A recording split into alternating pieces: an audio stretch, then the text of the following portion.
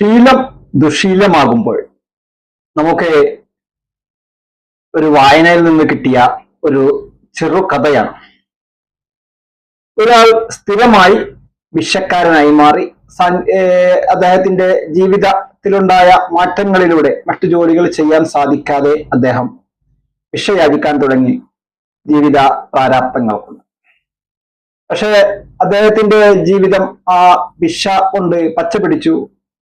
ഏകദേശം 2500 രൂപയൊക്കെ ഒരു ദിവസം അദ്ദേഹം ഭിക്ഷയാചിക്കാൻ തുടങ്ങി. അദ്ദേഹത്തിന്റെ മക്കളൊക്കെ നല്ല നിലയിൽ പഠിപ്പിച്ചു. എല്ലാവരും ബിസിനസ്സുകാരായി. ഇതൊക്കെയായി 2 ബിൽഡിംഗ് വാടകയ്ക്ക് കൊടുക്കുന്ന ഒരു രൂപത്തിലേക്കും അദ്ദേഹം ഉയർന്നു. എന്നാലും മക്കൾ കുടുംബവും ഒക്കെ പറഞ്ഞു നിങ്ങൾ ഈ പണി നിർത്തണമെന്ന്. എന്നാൽ അദ്ദേഹം അതിനൊരിക്കലും തയ്യാറായില്ല. അദ്ദേഹം അസുഖബാധിതനായി കിടക്കുന്നതുവരെ ഭിക്ഷാടനം തുടർന്നുകൊണ്ടേയിരുന്നു. 2500 രൂപ എന്ന് പറഞ്ഞു കഴിഞ്ഞാൽ ഒരുവിധ ടാക്സും കൊടുക്കാതെ ലഭ്യമാകുന്ന പൈസയാണ്. അതിന് പുറമെ മറ്റുള്ള വരുമാനങ്ങളും, മക്കളൊക്കെ ബിസിനസ്സുകാരായി മാറി, ആ വരുമാനവും ഒക്കെ ഉണ്ടെങ്കിലും അദ്ദേഹം ആ പഠിച്ച ശീലം ഒരിക്കലും മാറ്റുന്നില്ല.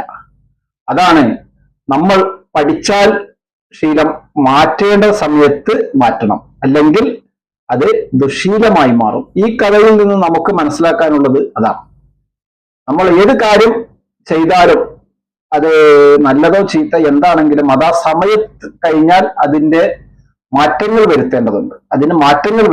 ആ മാറ്റങ്ങൾ വരുത്തിയില്ലെങ്കിൽ അത് ശീലം ദുശീലമാകും എന്ന് തന്നെയാണ് ഈ കഥയിൽ നിന്ന് നമുക്ക് മനസ്സിലാക്കാനുള്ളത്.